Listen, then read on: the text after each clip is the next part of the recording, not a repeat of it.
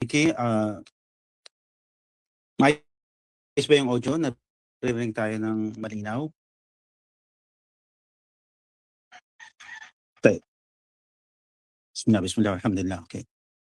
أعوذ بالله من الشيطان الرجيم. بسم الله الرحمن الرحيم. إن الحمد لله نحمده ونستعينه ونستغفره ونعوذ بالله من شرور أنفسنا ومن سيئات أعمالنا. من يهده الله فلا مضل له ومن يضلل فلا هادي له. Bago lahat tayo ay pumuri, dumakila, magluwalhati kay Allah subhanahu wa ta'ala. Tunay na siya ang ating dinadakila at pinupuri. Asyhadu an la ilaha illallah wahdahu la syarika lah. Lam yalid walam yulad walam yakul lahu kufuwan ahad.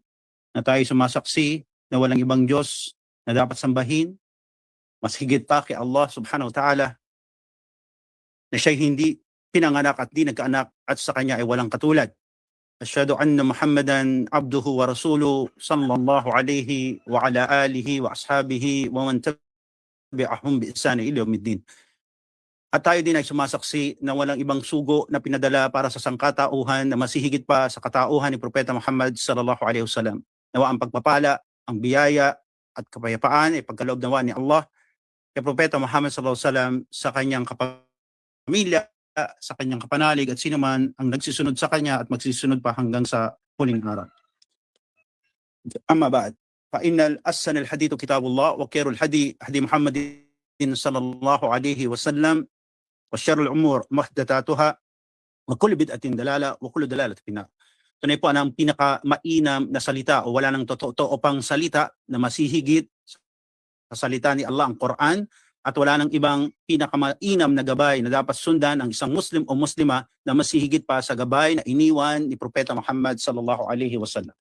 Tunay po, pinakamalalang bagay ay nagmula sa sabi-sabi, at lahat ng sabi-sabi ay imbento, at lahat ng imbento ay kaligawan, at lahat ng mga ligaw ay uhulog ni Allah sa apoy ng impyerno. Nawa ay ilayo tayo o iadya tayo ni Allah patungkol dito.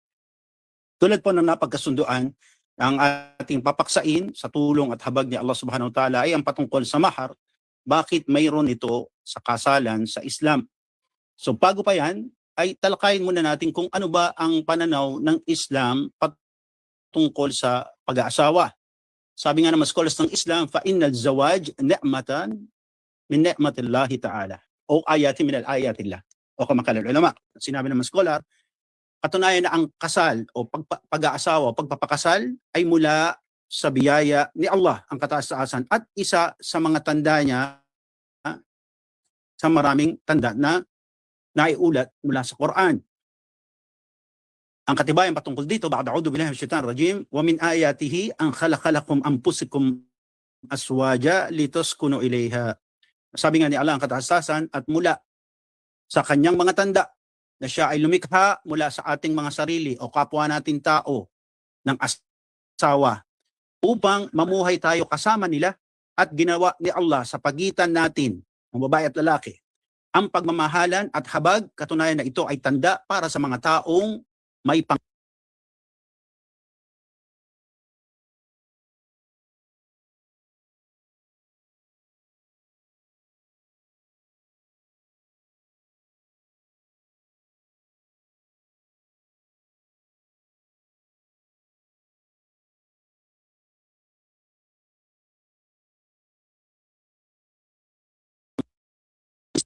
hindi tulad ng mga tao sa labas ng Islam, kahit buhaya, unggoy, no, kabayo, na asawa nila, udula. Okay? So ngayon, pinag-uutos ba sa Islam ang pag-aasawa? Ito ba ay amar, no? So sabi nga ng scholars ng Islam, wa amar lillahi subhanahu wa ta'ala li awliya an yuzawwaja bilal tahat al-awliya, no? O kamakal. Sabi ng mga scholar na tunay na pinag-utos po ni Allah ang kataas-taasan sa mga wali. Sino to? Mga magulang, no? Sabi natin yung mga tatay, o kaya kung sino man yung nangangalaga sa kanila, kung wala na yung tatay, uncle, kuya, o kaya lolo, no? O kapatid na lalaki, na ipakasal ang nasa ilalim ng kanilang pangangalaga, no? Qala Allah Ta'ala, ad-dalilu wankihu al-yama minkum was-salihina min ibadikum wa imaikum an yakunu fuqara yughnihumullah. Sabi ni Allah ang kataas-taasan, ipakasalan niya ang sino mang walang asawa sa inyo, kaya wala asawa sa inyo, mag-asawa na, no? Ito yung utos ni Allah. At ang mga matutuwid mula sa inyong mga aliping lalaki at babae.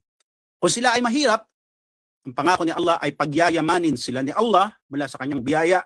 Tunay na si Allah ay mas higit na nakakaalam o nakababatid. Ito ay kabanata o mula sa kabanata An-Nur, chapter 24, aya 32. Sa versikulong ito, ang pawaid na ating matututunan na mali ang pananaw ng karamihan sa mga awam na kaya silang natatakot mag-asawa dahil sila ay baka maghirap o kaya magdudulot ng kahirapan.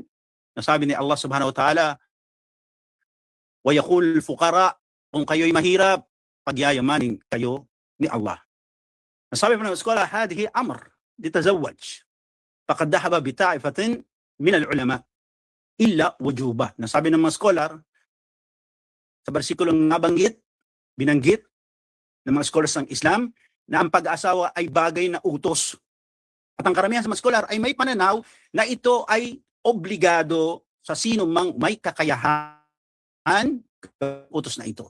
Kung may kakayahan kayo na gawin, ito ay nagiging wajiba o wajib itong utos na ito sa inyo. Saan natin nakuha? Mula sa hadith ni Propeta Muhammad sallallahu alaihi wasallam, wa qawluhu sallallahu alaihi wasallam, ya ma'ashara syabab man astata' minkum al-ba'a falyatazawwaj. No? Sabi ni Propeta Muhammad sallallahu alaihi wasallam bilang pag-uutos niya, no, sa mga kabataan, no? Mano pa yung kumatanda na wala pang asawa, no? Ito ay utos ni Propeta Muhammad sallallahu alaihi wasallam sa mga bata. Sabi, o kayong grupo ng kabataan, sino man ang magkakayahan sa inyo ay magpakasal o mag-asawa kayo. Katunayan na ito ay pangangalaga. Bakit tayo pinag-utusan ni Propeta Muhammad sallallahu alaihi wasallam na tayo mag-asawa? Ito ay pangangalaga sa inyong paningin para kung hindi sino-sino yung ini-stock ng bawat isa sa atin, no? Kasi kung meron kayong asawa, doon nakapokus yung ating paningin, no? Sabi pa ni Allah SWT, at pag-iingat, sabi ni Propeta Muhammad sallallahu alaihi wasallam, ay pag-iingat sa inyong kasalanan o private parts. No? Para hindi tayo nakakaramdam ng anumang bagay diyan, no? Sabi natin na bunga ng ating pagkatao na ito ay dapat lamang na titibok, sabi natin na ito ay magyayabong lamang sa ating kapareha. At sino man ang walang kakayahang mag-asawa ayon sa sugo ni Allah SAW ay dapat kayong mag-ayuno, no? Wa man lam yastati fa alayhi bisawm. Wala kayong kakayahan na kayo'y mag-asawa o magpakasal ay mag-ayuno kayo.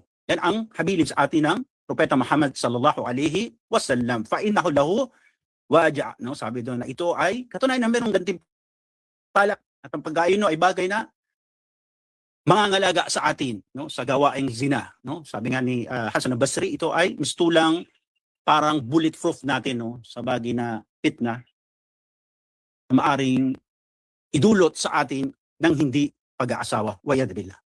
Wadalika lima yatartib ala nikah min musalli al-adima. Sabi nga ng scholars ng Islam, kaya po ipinag-utos sa Islam ang pag-aasawa at nilagay ng Islam sa kaayusan ang pag-aasawa dahil ito ay merong malaking dulot na siya namang taliwas sa pananaw at paningin ng karamihan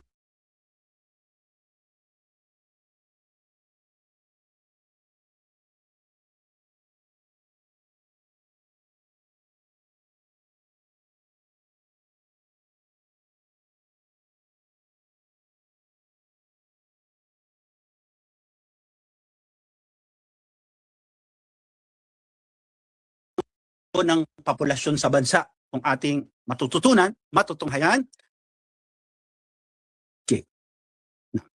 Kung ating matutunghayan, sabi natin, no, sa Japan na lang, ayon sa datos, no, kung inyong natutunan na ang kanilang bansa ay shrinking nation, no? Nakakagulat kasi bakit? Ang mga matatanda sa kanila, yung iba natatagpuan na lang, napatay sa bahay, linggo lang nakakaraan, no, kasi hindi na sila nag-aanak o di na sila nagkakaanak. At ang presently na generation ng Japan ay ayaw nila lang mag-asawa. Kaya bumibili na lang sila ng mga manika o maniking para yun lang ang kanilang laruin at kasamahin sa tahanan. Waya dubila, no? Kasi natatakot sila sa estilo ng buhay, mahal na pagpapanatili, no, ng paraan ng buhay, kaya hindi na sila nag-aasawa. Waya dubila. Ang sabi ng mga scholar na ang paraan ng pag-aasawa ay ang hikma isa dito ay para panatilihin ang populasyon ng bansa. Kaya tignan nyo na lamang, kapag naubos, ayon nga sa datos ng Japan, kanilang inaakala na pagdating ng 2032 ay baka maubos ang mga Hapones o Haponesa. Kaya sila ay tumatanggap ng ibang mga nais mag-migrate o mag-hijra sa kanilang lugar. Sa Islam, tinuturo na kaya pinag-uutos sa atin ng pag-aasawa ay para mapanatili natin ang populasyon o bilang ng bansa o lugar. Ganon din, ito ay bagay na kung saan naging dahilan para lumitaw si Propeta Muhammad.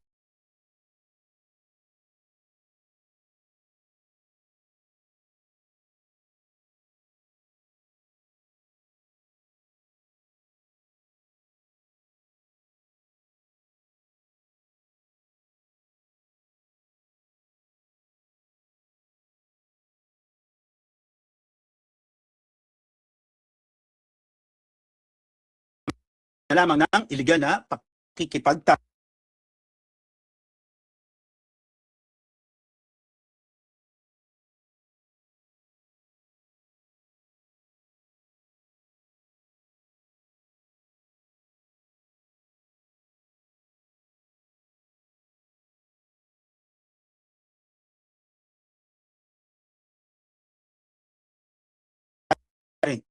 مكنترة وفي الآخرة آية. Sabi ni Allah subhanahu wa ta'ala,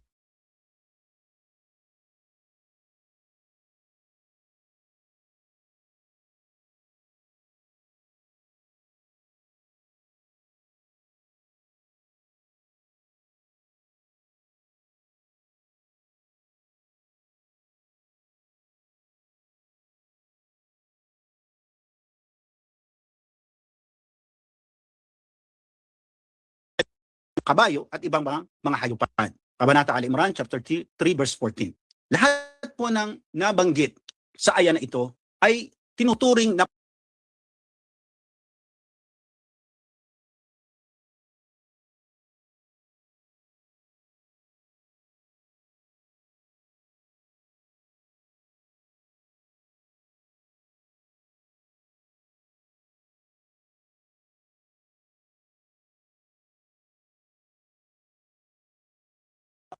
at dahil dito, nagsimula si Allah subhanahu wa ta'ala sa pagbanggit sa aya, zuyilan nasi hubu shahwata minan nisa. Nasabi ni Allah subhanahu wa ta'ala na ang palamuti ng mundo, nakaibig-ibig sa kanaisan ng mga kalalakihan ay ang mga kababaihan. Dahil tinuturo po sa Islam na ang ibig o iniibig o ginugusto ng mga kalalakihan ay walang iba kung hindi ang mga kababaihan. At sa kababaihan din, ang kanilang iniibig ay mga kalalakihan. Vice versa lang po yan. No? Subhanallah, pag lalaki ka, gusto mo babae. Kapag babae ka, gusto mo lalaki. Dahil ito yung naaayon sa fitrah, ayon sa mga scholars ng Islam, o natural na pagkakalikha sa tao. Kaya huwag kayong magtaka kung nakakaramdam kayo ng pagkagusto sa opposite sex nyo, sa lalaki. Dahil ito yung bagay na fitrah na nilagay ni Allah subhanahu wa ta'ala na natural sa pagkakalikha sa tao. Kapag lalaki, ang gusto babae. Kapag babae, ang gusto, syempre, lalaki. Maliban na lamang kung ang isang tao ay abnormal, o meron siyang abnormality sa katawan, at tumataliwas siya mismo sa fitrah, no? Patungkol sa pagkakalikha sa kanya ni Allah. No? Kung siya ay bakla, syempre, kapwa lalaki ang ginugusto. Kung siya naman ay tomboy, kapwa babae ang kanyang ginugusto. Astaghfirullah. At sinabi nga ng mga scholar na ang kinaiibig ng mga kalalakihan, walang iba kundi ang kababaihan. At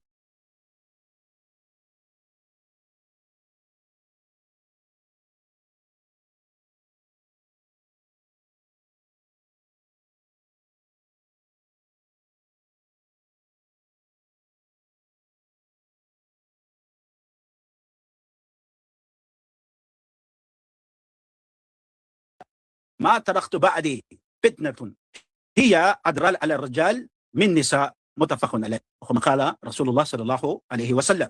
Na sinabi ni Uzama bin Zaid, kalugdan nawa siya ni Allah, na ang propeta sallallahu alaihi wasallam ay nagsabi, walaan niya akong iniwanan pagkatapos niyang yumao na napakadelikado sa mga kalalakihan kundi ang mga kababaihan na pagkasunduan. No? Ito ay naiulat mula sa Bukhari at Muslim. At sa kasalanan ng tao, matututunan natin na bagay na siyang ginamit ni Iblis, no, para palabasin ang naunang mag-asawa sa Jannah, no? Sabi natin ang kababaihan, una niyang ginamit, no, para kumbinsihin, lokohin, no, o dengguin si Adam alayhi salam.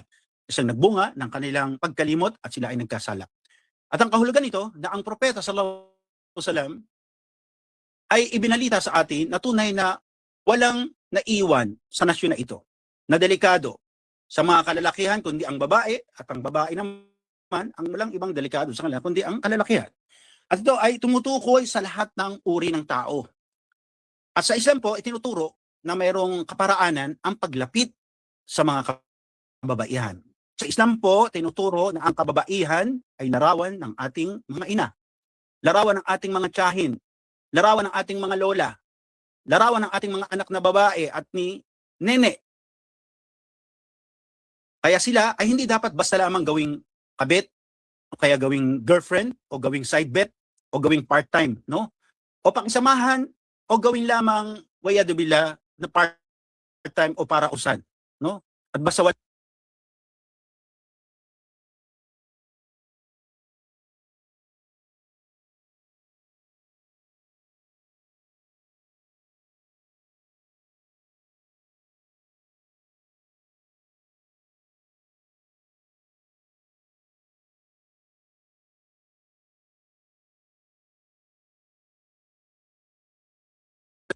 lag ang kababaihan at kalalakihan sa maling relasyon. Ang turo sa atin ay ang paraan ng pag-aalok ng kasal. Qala Allah Ta'ala, wa min ayatihi ang khalaqalakum anfusikum aswaja litaskuna ilayha. Sabi ni Allah Subhanahu wa Ta'ala, muli babanggitin natin ang aya na pinaghugutan ng katibayan patungkol sa bagay na ito. At mula sa aming mga tanda, kami ay lumalang mula sa inyong mga kauri, kapwa-tao, no, ng asawa kapareha upang mamuhay kasama nila. Naglagay si Allah sa pagitan ninyo, natin, mula babae at lalaki, no, ng pagmamahal o pag-ibig at habag at awa. Tunay na ito ay tanda sa taong may pangunawa. Dahil nga sa ibang scholars ng Islam, kung hindi na natatamo sa pagsasama ang bagay na binanggit ni Allah, no, na siya naglagay anya ng pagmamahal at habag, hindi na ito nakikita sa pagsasama, ay bagay na ito na hindi natin nakukuha ang hikma sa pagpayag o pag-utos ni Allah sa pag-aasawa. As sinabi sa bersikulo na mula sa mga tanda ni Allah na siya ay lumalang ng kapwa natin kapareha, no? Subhanallah, para sila ay asawahin. Hindi tayo pinag-aasawa ni Allah ng bakulaw, unggoy, kabayo, no? Na tulad na makikita natin wayado bila kahit sa Brazil, kamakailan nag-asawa ng buhaya, audu billah. No? Tayo pa nagpapakasal sa kapwa natin, tao, kapag lalaki, babae, kapag babae, lalaki, alhamdulillah. So sabi natin, sa anong dahilan tayo mag-aasawa sa kapwa natin tao? Sabi ni Allah, litaskunu ilayha, para matagpuan natin yung katiwasayan. Sabi nga ng sensya, di ba? Yung simple lang pagkakadel, no? Siguro alam niyo naman, yung simple lang pagyakap nyo sa inyong asawa, sa radyo nyo, sa asawa nyo, no? Halimbawa, no? Yung simple lang masamyo nyo yung amoy niya, bagay yan na kapag lagay sa inyo ng kapanatagan, no? Para kayong at peace, no?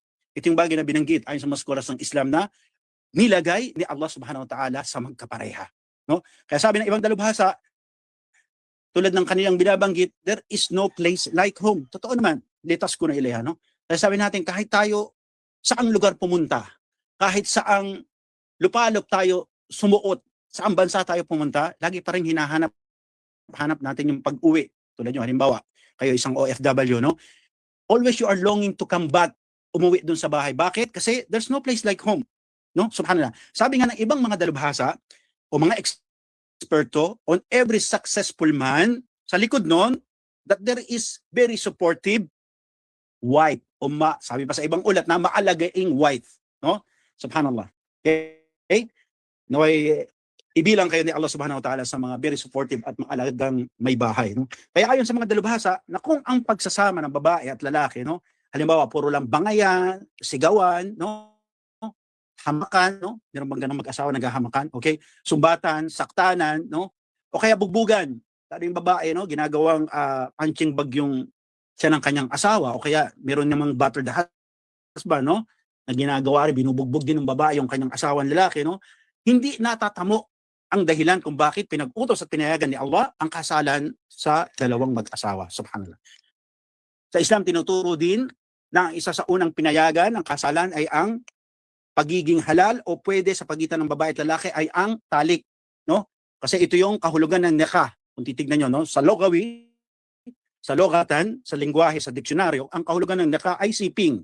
No, kaya nga tinatawag ng nikah, no? Nikah, ibig sabihin kapag naibigay yung mahar at naikasal, nagkaroon ng kabul, pagtanggap, ay nagiging halal, automatic to na nagiging halal sa kanila yung pakikipagtalik, no? Dahil ito po mismo sabi natin yung kahulugan ng word na nikah, which is yung talik. Once na nakasal na, ang dalawa ay halal na sa kanila ang talik.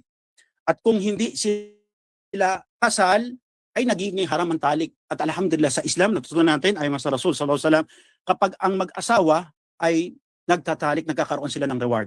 Kaya nagulat ang mga sahaba radhiyallahu anhum na marinig nila ito sa sugo ni Allah sallallahu alaihi wasallam. Sabi, tunay nga, ya Rasulullah.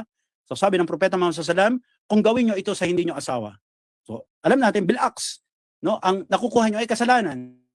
Kaya kung ito ay gawin sa inyong kapareha, ay ito'y isang ibada. No? Subhanallah. Kaya siya naman, alam natin na talamak na nagiging norms sa ating lipunan, no? Na lalo sa ating ginagalawan, lalo dito sa Pilipinas, no? Sabihin natin na magjowa, magsyota, no? Mag-live-in partner, magsisiping na walang kasalan, no? Kaya sa Islam tinuturing na ang ganitong gawain ay walang pinagkaiba sa mga hayop. Kasi po mga hayop, hindi naman uso sa kanila yung kasal. O yan, Dabila, no? Eh sabi natin, bakit ba inaasawa ang mga kababaihan kayo sa Islam?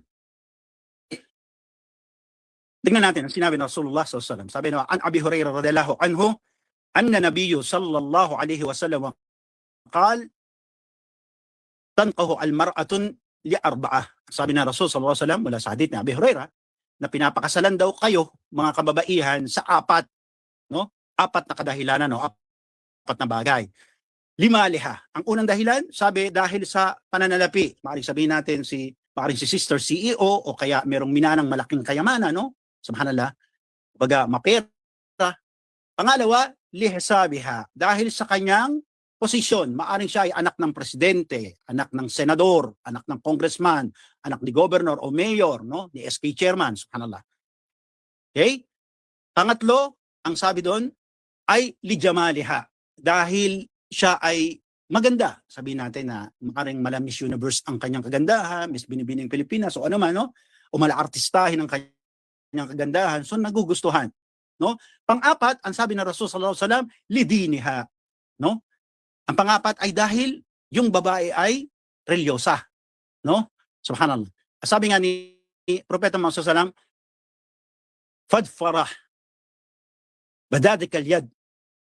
Sabi ng Rasul sallallahu alaihi wasallam doon sa mga sahaba, no, naway pagpagin yung alikabok, no, sa inyong mga kamay. At ayon kay Imam Nawawi, ito ay isang metapora na salita, no, na ayon sa kanya na kung nais natin na maging mayabong, successful yung ating pag-aasawa, ito ay payo niya sa mga sahaba, no, na kunin natin yung religyosa, no? Ngunit sabi nga ng mga scholar, kung ikay naghahanap ng religyosa, dapat siguruhin mo rin sa sarili mo na ikaw ay religyoso. At vice versa, no? Kung halimbawa si sister naghahanap siya, gusto ko religyoso, gusto ko nakagraduate sa ganito, ganyan, sikapin mo rin sa iyong sarili na kailangan ikaw ay religyosa, no? Para makamit natin ang tagumpay, inshallah, sa tulong at habag ni Allah, yung matagumpay na pagsasama. Okay? Na. At sabi nga na, sinabi ni Imam An-Nawawi patungkol dito na, walaysa fil hadith, amar o targhib fin nikah limar'ah al-ajal li jamaliha. At sabi nga ni Imam Nawawi na wala na nabanggit o hindi pinag-utos ng Propeta Muhammad sallallahu alaihi wasallam sa hadith na sinabi sa atin na asawahin mo yung maganda, no? O kaya lihisabiha o pinag-utos sa atin kay Imam Nawawi na asawahin yung dahil mainam o maayos yung posisyon nila sa lipunan, o kaya limaliha o dahil mapera. Bagkus ang sabi nga ng Propeta Muhammad sallallahu alaihi wasallam, pagpagin ng alikabok sa inyong mga kamay, no? At ating piliin ay ang pagiging religyosa, no? Kasi sino ba ang nagkakaloob ng biyaya, ng risk? Di ba si Allah? At sabi na nga sa patiuna, binanggit natin na katibayan, na kung tayo'y mahirap, pagyayamanin tayo ni Allah. Hilingin lang natin sa mayroon, No, ang sabi nga ng Allah Subhanahu wa Ta'ala na pakuntum fuqara in Allah ghaniyul hamid. Na tayo ay mga pulubi sa paningin ni Allah. At si Allah ang tanging mayaman. Kaya hindi natin sa mayaman na tayo pagyamanin ni Allah Subhanahu wa Ta'ala. Naam. At alam natin na wala naman sigurong pinakarelyosong tao sa ibabaw ng lupa, no? Ang propeta Muhammad sallallahu alaihi wasallam at pagkatapos ang kanyang mga panaling. Pero subhanallah, no? Sabi natin kahit sila ay sukdulan ng pananampalataya kay Allah, sila rin naman ay naghirap dito sa mundong ibabaw, no? Pero alam natin ang kapalit nito, radiyallahu anhu wa radu'an, na sila ay kinalugdan ni Allah, no? At malugod sila sa kanilang Panginoon. Na kung saan ang kanilang gantimpala ay tajri min tahtiha al-anhar khalidina fiha. Na sila ay mananahan, maninirahan doon sa walang hanggang kaligayahan na tirahan. Walang iba kundi ang Jannah, no? At sabi pa naman scholar, ang bagkos ang kahulugan na ito yung pangkaraniwan kasi, bakit binanggit yun sa aya? Kasi ito yung normal na hinahanap ng mga tao sa pag-aasawa, no? Iba sa atin, hinahanap na asawa na maladyosa yung kagandahan. Ang iba naman sa atin ay hinahanap na mula sa pamilya ng mga, sabihin natin, tulad ngayon, no? Matunog yung mga pamilya ng Marcoses, Duterte, no? O kaya yung pamilya ng mga Dimaporo, o kaya Ayala Subel, subhanallah. Ang iba naman sa atin, hinahanap yung asawa na mayroong mga milyones sa bank account, no? O kaya isang negosyante, no?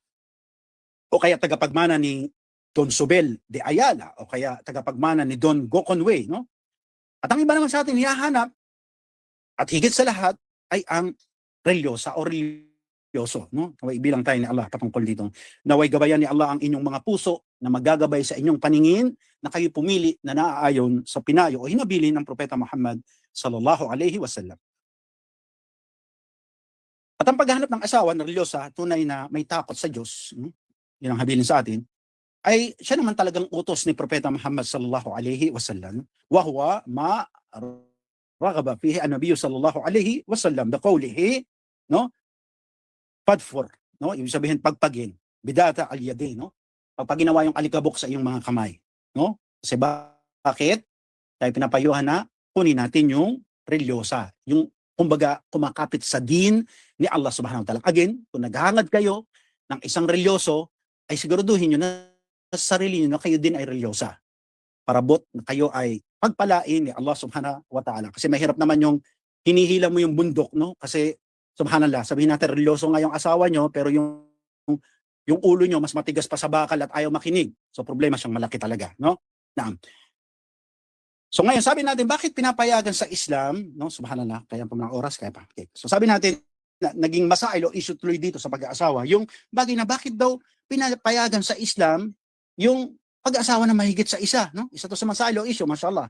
Isa to sa mga bagay na pinagtatalunan at talaga namang ayaw pagsawaan, na pag-usapan, ang patungkol sa ta'addud, no? Yung sabi natin, yung pagpayag nila ng pag-asawa na mahigit sa isa, bakit pa ito pinayagan, no? Dapat sa akin lang si Habi, ayaw ko siyang i-share, no? Subhanallah. Tingnan natin ang sinabi ng Allah subhanahu wa ta'ala para matutunan ng bawat isa atin yung mga alam na ay bilang paalala sa atin. Qala Allah ta'ala, "Fankihu ma talaba lakum minan nisa matna wa thulatha wa ruba'. Fa in kibtum la ta'dilu fawahidah."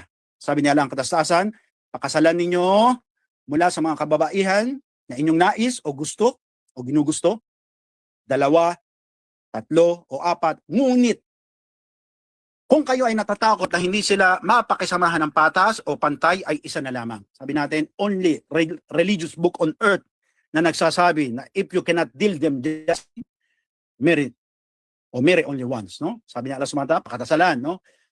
Ang 2, 3 o 4, ngunit kung kayo ay natatakot na hindi sila mapakisamahan ng patas o pantay, ay isa na lamang, no? Matagpuan natin sa kabanata An-Nisa. Sabi pa ng mga scholar, at ta'addud للزواج يعني اختفاء الزنا او اختفاء الرمل او اختفاء المطلقات o اختفاء الولد الشوارع o كما قال. Sabi ng mga scholars ng Islam, tunay naman na ang pagpayag ni Allah o pagbibigay ng permiso sa mga kalalaki na sila mag-asawa na mahigit sa isa kung kanilang kakayanin, no? Sabi doon ay bagay na nagtuturo sa atin na bilang paglaho, pagkawala, pagbura ng pakikiapid, no? Kasi sabi nga natin, ang mga lalaki, they were born polygamous. Talagang hindi nyo maalis yun kasi footprint nila yun, baga identity nila yun na nilagay ni Allah sa pagkatao ng mga lalaki, no? Subhanallah. Para burahin yung bagay na yun, nagbigay ng permiso si Allah ng pag-asawa na mahigit sa isa kung kakayanin, no? Naam. Ngayon sabi natin, ang paglaho, ganun din at pagkawala ng mga balo. Kung bakit pinayagan itong pag-asawa na mahigit sa isa, no? Sabi natin, halimbawa, meron tayong mga kapatid, no, sister natin na nabalo kasi bakit nagkasakit yung asawa o kaya naging biktima ng pagpatay o kaya sabihin natin na naging biktima sa digmaan o ano paman, no? O na disgrasya. So ito yung bagay na pangsagot sa bagay na ito na problema o cancer ng society, no? Yung pagdami ng balo. Ganun din yung paglaho, pagkawala ng kababaihan na hiwalay sa asawa o yung matalakat. No? Sabi nga natin na yung iba nadapa, no? Tatayo muli, nadapa, tatayo ulit. Huwag kayong mawalan, no? Sabihin natin na kasi hindi ko pa natatagpuan si Mr. Right, no? Subhanallah, laging bukas ang habag, no? At kapatawaran ni Allah Subhanahu wa Ta'ala. So sa bagay na ito, nagbibigay ng tsansa ang Islam sa atin na inshallah, kasi baka again, naghahanap tayo ng Mr. Right, hindi pala kayo si Mrs. Right. So magkaiba din siya, no? Kailangan, kung gusto niya ng religyoso, you have to be religyosa rin, no? So sabi natin, paraan to, para bigyan tayo ng tsansa, no? Na hindi natin nakita na dapa tayo, no? Meron tayong ulit na tsansa, no? Bagay ito na pagbura doon sa mga mutallaka, o sabi natin ng mga nadiborsya, kababaihan, no? At alam natin sa lugar ng Africa, napakalaki ng bilang ng mga ito. Ganun din yung pagwala o paglaho o pagbura ng mga batang ulila na mga taong kalsada, no? Sabi natin, ang daming pakalagalang bata kasi matututunan natin si nanay nag-abroad, walang nag-aalaga sa bata, no? Disyawari, no? Yan ang tinatawag na aula, disyawari, no? Pag-alagala, no? Kaya nagiging biktima tuloy, sabi natin, sila yung mga batang kriminal. Inshallah, talakayin natin mamaya. Ganun yung paggalaho, pagkawala ng pagtataksil at pagkawala ng prostitusyon, no? Kasi di ba sa datos nga, ayon sa pag i-interview ng karamihan, no, yung mga prostitute, kaya silang pupunta kasi sabihin mga single mom sila. So what they do, tulad na naman mga nag-abroad ng OFW, no, nag-abroad sila kasi kailangan nilang itaguyod yung kanilang pamilya, hinawalayan sila ng asawa, o kaya namatay yung kanilang asawa, ano pa man. So ito rin ang ginagawang dahilan ng mga sinasabi natin ng mga kalapating mababaan lipat, no? They were doing the job na hindi nila gusto kasi gusto nilang buhayin at itaguyod yung kanilang mga anak na iniwanan ng asawa o namatayan ng asawa, kung ano pa man. Okay? So yun yung ginagawa nila. Ito ang bagay na pag-aalis, no, ng Islam sa bagay na ito, no, na pagpayag dun sa mga lalaki na sila'y asawahin, yung mga sabi natin nabalo at nahiwalay sa mga asawa. Sabi nga sa survey, pagsisiyasat na 72% of newly graduate o high school graduate ay unwed and mothers of newborn, no? Ibig sabihin, dalagang ina, nabubuntis, high school pa lang, no? Subhanallah, walang ama ang mga anak, bunga ng illegal na relasyon o bunga ng bawal na pakikipagtalik, no? Sabi pa sa datos na 80% na laman ng kulungan ay mga kabataang lalaki na batang kriminal o kaya lulong sa pinagbabawal na gamot. At ano ang dahilan sa kanilang pagsisiyasat? Dahil ang mga ina na single parent, umalis ng tahanan, lumipad, sumakay ng eroplano, no? Wala sa bahay, nasa malayong lugar, nag-abroad, dahil walang ama, resulta, juvenile. Mga batang kriminal, mga batang kabata-bata pa, humihimas na ng rehas. At ito ang gamot ng Islam, no? Ito ang solusyon ng Islam upang maglaho ang sakit at kanser ng lipunan ito. Sa mga nag-aangkin na nasa kanila ang gabay, ito ang hamon ng Islam, no? Nag-aangkin sila na nasa kanila ang kaligtasan, nasa kanila ang gabay, nasa kanila ang susi, pabalik ng langit. Ano ang solusyon nila ng sekta at reliyon nila para sa problemang ito sa lipunan? At sa Islam, no, itinuturo na ang pagpayag ni Allah na mag-asawa na mahigit sa isa o yung taaddud ay bagay na gamot sa problemang ito. Kasi ang problem nito ay being compounded. Sabi nga sa Amerika, there are 20 million more women than men. Alam niyo ba yun? Mas marami na 20 million na babae Amerikana kaysa sa Amerikano. At kung mag-aasawa lahat ng Amerikano, 20 million women o mga kababae na Amerikana ang mawawalan ng o walang asawa. No, para sila napagkaitan ng karapatan at kaligayahan sa lipunan. At ayon pa sa datos ng Amerika, 9 million sa mga Amerikano ay mga sodomites o mga bading o bakla. LBQT o -2 ewan ko kung paano yun. So sabi nila na 9 million among men are sodomites. Makikiagaw pa yon sa mga kababaihan. So masasabi natin na almost lalabas na 27 million na mga kababaihan na mawawalan ng asawa. Subhanallah. So ano ang gamot nila patungkol sa problema na ito? They are mightiest nation. Anong gamot nila?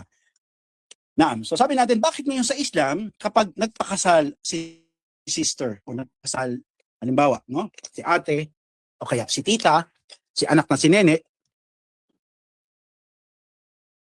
bakit kailangan may mahar, no? Yun ang ating paksa.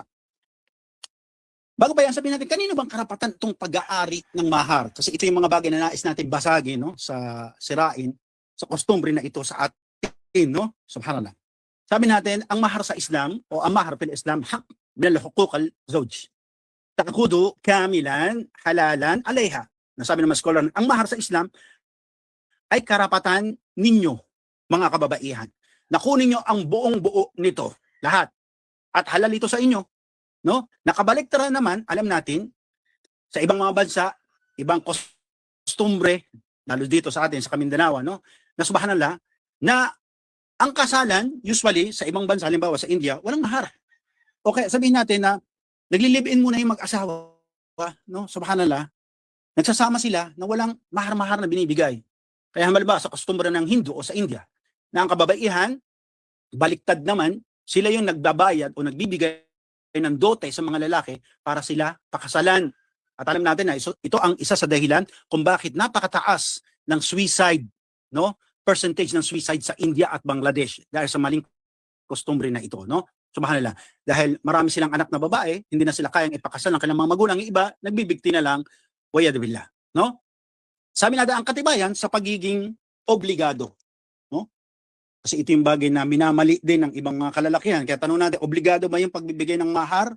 Sabi daw, wa adalatu ala wujub al-itahi, no? O yung pagbibigay ng mahar, no? Alayha sa mga babae ay napakarami. At isa, banggitin natin, inshallah, sabi natin, no? Qala Allah Ta'ala ba'da a'udhu billahi minash shaitanir rajim wa atu an-nisa sadaqatahinna nihlata. Masabi niya ang katastasan at ibigay sa mga kababaihan ang kanilang sadaka. At ayon sa mga mufassirun, ayon kay Ibn Kathir, Imam Sa'd at iba pa, no, na ang tinutukoy na sadaka dito ay mahar.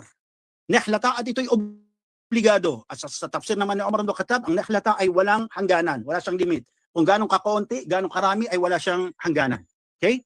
Now, at sabi pa ni Ibn Abbas radhiyallahu an, no, na ito ay obligado, no, sa pagtutukoy ng aya na ito'y obligado na ibigay ni lalaki doon sa nais niyang asawahin na babae. At ito ay tinatawag sa ating kostumbre bilang dure. Asabi ni Ibn Kathir rahimahullah, fi madmun al-kalam al-mufassirin fi hadhihi al-aya, anna rajul yujib alayha daf'al sadaqah ila mar'ah, no? Sabi ni Ibn Kathir na ito'y pagpapatunay lamang sa atin, no, na ang lalaki ay obligado na magbigay ng mahar sa mga kababaihan at kailangan ayon kay Ibn Kathir na walang pag-iimbot o walang pagdadamot. Kasi masasabihin na ang dami, parang sayang, no? Astaghfirullah. Maling pananaw to o maling pakiramdam to, no? Magbibigay ka, sabi niya, parang ang laki naman, di ba ako lugi? Huwag kang mapakasal, no? Ang habilin natin sa mga lalaki, kung ganun ang kanyang nasa isip at pakiramdam, kung ayaw, mayroong pagdududa, huwag ibigay dahil magkakasala ka lang. Okay? Subhanallah, dahil ang sinabi, ayaw nga sa pasirin, na kailangan ito ay walang pag-iimbot kung ibigay ang mahar. Sabi pa ni Allah subhanahu wa ta'ala, qala Allah ta'ala, fa in aradtum istibdal az-zawji ma kana zawji wa ataytum ihdahunna qintara fala ta'khudhu minha. Ang sabi ni Allah subhanahu wa ta'ala, at kung magnais lamang, halimbawa, o kaya nagkasundo yung dalawa, maghiwalay sila kasi hindi na na-attain yung harmony ng pag-aasawa, nagkasundo, halimbawa, na sila'y maghiwalay, o nais ni lalaki na siya'y mag-asawa muli, no? Ang utos sa mga kalalakihan na huwag bawiin yung mahar na binigay, no? Sabi doon, nagbigay kayo ng kintara o piraso ng ginto bilang mahar, ay huwag niyong babawiin ito sa kanila. Sabi ni Allah subhanahu wa ta'ala, kukunin niyo ba ito sa maling kaparaanan at malinaw itong kasalanan, papaano babawiin samantalang kayo'y nagsiping na? Sabi ni Allah sa aya, no? Kaya ang bagay na halimbawa nagkasundo o walang hindi na pagkasundoan na bagay, so naghiwalay na lang, bawal po sa mga lalaki na bawiin ng mahar na kanilang ibinigay nung una. Okay? Ito ang malinaw na bagay patungkol dito. Wakala Ibn Kathir rahimahullah, idha arad al-ahaduhum ay yufarraq, no? Kahulugan dito kung sila maghiwalay na, no? Bawal sa mga lalaki na bawiin itong mahar sa kanila, no? Subhanallah. At wag niyo ibibigay, no? Huwag niyo bibigay kung nais nilang bawiin. Dahil yun ang sabi ni Allah subhanahu wa ta'ala. Bawal yun sa mga lalaki na bawiin ito. At nais ba nilang bawiin ito pagkatapos nga kayo na pinayagan sa inyong pagtatalik? So bawal siyang bawiin. Okay? At ito ang naglilinaw sa atin na mali po yung nakagawian, lalo dyan sa lugar ng mga Arabo, no?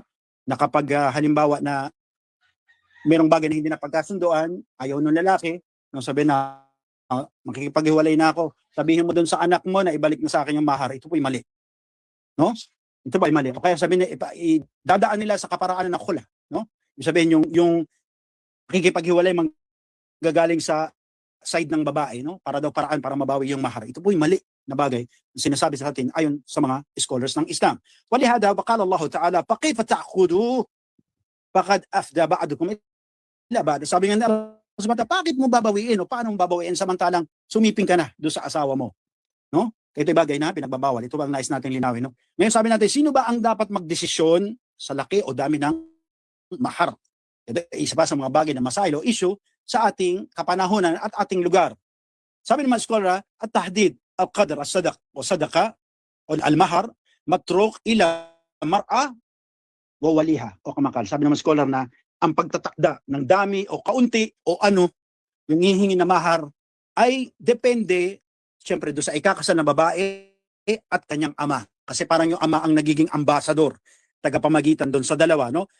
Pero ito, ang magdidesisyon nito ay ang babae. Kung ikaw ang papakasal, ikaw magdidesisyon. Ikaw magsasabi sa ama mo o sa wali mo kung ano yung gusto mong hingin. Diba sabihin mo, gusto ko halimbawa sabihin ko na 100,000 halimbawa lang. No? Siyempre, depende ito sa kakayahan ng lalaki. Okay? No? Sa dami atlitang mahar, yung babae nagdesisyon. Halimbawa sabihin ko gusto ko 50,000 o 30,000, no? O kaya sabihin mo na gusto ko ay gusto ko ng isang lupain o kaya gusto ko halimbawa ng kubo o kaya gusto ko ng buko. Nasa inyo kung ano yung gusto nyo hilingin. At ito ay bagay na pag-uusapan yung mag-ama at pagkatapos kayong magkasundo, ipaparating ng iyong ama o ng iyong wali sa lalaki na ito yung mahar, no? Na dapat mong ibigay sa iyong mapapangasawa, no? Kaya doon sa tanong o masail na issue na tama ba yung kasal kung walang mahar? Kasi uso ngayon at kostumbre sa ngayon at nakasanayan ng mga tao sa ngayon na inuutang yung mahar. No? Subhanallah. Siping muna, utang mo na yung mahar, no? Subhanallah. Ang sabi ng maskolas ng Islam, isa dito ang ngayon ay mufti na natin ng Saudi Arabia, no? Sa Salaf Fawzan. La abud, no? Pinaka min mahar. Faida tam o ittafaq ala khadr as-sadaq, no? Sabi na ni Salaf Fawzan na wala pong kasal, no? Wala abud. Walang kasal kapag wala ang mahar. Malinaw, no? Walang kasal kung wala ang mahar. Kapag ang dami o halaga ng mahar ay napagkasunduan, ang bagay na ito ay nagiging pag-aari ni babae. No? At obligado sa wali, sa tatay, sa ama, halimbawa ako, ama, no? Kukunin ko yun sa lalaki at ibibigay ko ng buo doon sa anak kong babae, no? Na ito ibigay sa kanya. Huwag itong kupitan o bawasan. Ibigay ng buo doon sa iyong anak o sa iyong kapatid o yung apo, kung sino man, no? Wakala Imam Sa'di rahimahullah, bayan ad-dalik wa inna az-zawj gabul al-aqd nikah muharramatan ala zawj. Na ayon kay Imam Sa'di, yani si Imam Sa'di, ang guro ni Sheikh Salih Al-Uthaymeen, ang isa sa mga mufassir o nagtafsir ng Quran, ayon sa kanya na binanggit sa ayah na ang pagsisiping bago ang kontrata ng kasal at bago matanggap ang mahar ay pinagbabawal. No? Bago maigawa ang kasal, ang kontrata, at bago matanggap ang mahar, ay bawal sa inyo ang pagsisiping. Na isa namang kostubring mali na nakasanayan sa ating kapanahunan na inuutang mahar. No? Utang mo na, no? Kaya pa nagkagalit, ay bye-bye na. Hindi na, nakalimutan na, nabaon na sa limot. Sabi nga nung iba, nagkaapo na, hindi pa nabibigay yung mahar. No? Ang sabi ni Imam Sa'd sa bagay nito, may mali doon sa kasalang naganap, no? Kasi bakit wala yung mahar? Laabot. Sabi niya, walang kasal kung hindi naibigay ang mahar. No? So sabi natin, ang mahar ay dapat bang salapi o pera lang? Subhanallah, bisang oras. Sabi ni Anas bin Malik radhiyallahu an, Nabi sallallahu alaihi wasallam qal, no, ito'y pangyayari na nakita niya o nakita ni Propeta Muhammad sallallahu alaihi wasallam si Abdurrahman bin Auf. Si Abdurrahman bin Auf, sabi natin siya ay isa sa mga muhajirin, taga Makkah na nag-migrate papunta ng Madina. Sabi sa ulat, no, sa sira, na pagkalipas ng 6 na buwan, nakita ng Propeta Muhammad sallallahu alaihi wasallam na meron ng mga hena o kulay yung kanyang mga kamay at mayroong nakasabit sa kanya ng mga bulaklak na tanda na siya'y kinasal. So sinabi ng Propeta Muhammad SAW kay Abdurrahman bin Auf, no? Sabi, "Pakabartu annahu tazawwaj amra'atu min al-ansar." Sabi ng Propeta Muhammad SAW, may nagbalita sa akin, no, na ikaw ay nag-asawa o kinasal sa kababaihan sa Madina. Sabi ng Propeta Muhammad SAW, "Kam akshatta ilayha?" Sabi niya, sabi natin, magkano yung binigay mo sa kanya? Pakala, sabi ni Abdurrahman bin Auf, no, na siya ay nagbigay ng abdahab, no? Sabi doon na binanggit kasi doon yung parang butil ng datile o yung buto ng datiles, yun ang sukat ng ginto na binigay ni Abdurrahman bin Auf sa babaeng taga Madina o Ansariya, no? Sabi ng Propeta Muhammad SAW, no, pawali, no, sabi no, ikaw ay maghanda, no, illa bisyata, no, kahit isang ulo ng kambing o isang piraso ng kambing. Ito ay bagay na pag-uutos na ayon nga sa mga ulama na bagay din na dapat gawin ng mag-asawa kung sila ay ikasal, no?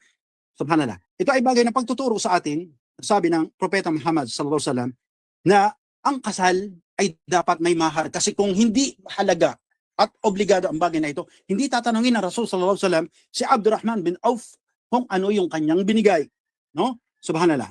Kaya ito ipapakita kung gaano siya kahalaga. Ganon din ayon sa mga nagpapaliwanag na ang salaysay na ito ay nagpapatunay sa atin na hindi ayos, hindi tama ang pagpakasal kung wala ang bagay na ito, no? Subhanallah. Subhanallah. Kaya sabi natin yung bagay na, inshallah last to, hindi pa kaya, mahaba pa. Sabi natin na gaano ba kalaki o kadami ang mahar? So sinabi nga na natin na ayon nga sa tafsir ni Umar ibn Khattab na ang nehlata dito ay wala siyang hangganan. Kung gaano yung kaunti o dami, kaya doon sa masail o issue o tanong, kung gaano ba kalaki o dami ang mahar, patungkol sa mahar, ay walang limitasyon sa kanyang laki o dami at walang limitasyon sa kanyang liit o konti. Ngunit ay nga sa mga scholar na sunna na huwag pasobrahan ito o palakihin. Ang sabi ng mga scholar, ito ay depende kung ano ang kakayahan ng lalaki. No? Kung ano yung kakayahan ng lalaki. Diba? Sabihin natin, si lalaki, halimbawa ay ang trabaho lang ay rider, no? Siya ay grab driver o kaya lalamove, no? Subhanallah. Kasi hihingan mo siya, halimbawa, kailangan ko ng 100,000. Subhanallah, ang kita ni brother ay minimum lang sa Pilipinas, no? So paano siya makaka-afford ng pagbibigay ng ganitong mahar? Pero nakita natin na si brother ay isang reliyosong tao, mashallah, no? Kumakapit sa din, no? Subhanallah. Kaya ito ay depende sa kakayahan ng lalaking nais magpakasal, no? Sabi ng mga scholar na sunna dito na huwag tong pasobrahan, no? Ito ay depende doon sa kakayahan na magbibigay. At again, payo na sa mga lalaki na kung kayo ay magbibigay, huwag kayong haluan ng pag-iimbot. Magbibigay, merong panghinayang, no? Ang laki naman, no? So, ano ba naman to na mahal sumingin? Kala mo naman anak ng iwasan tong bagay na to, no? Kung ayaw nyo, huwag na kayong magsalita. Kung kaya nyo, ibigay nyo, no? At dalisayan ang puso sa pagbibigay ng mahar. Naam. Okay? Naam. So, inshallah, sobra tayo sa oras sa sister. Siguro, mahaba pa ito. Binila. Inshallah, kung pahintulutan ni Allah, gawa natin ng part 2 at mag-cut muna tayo at tayo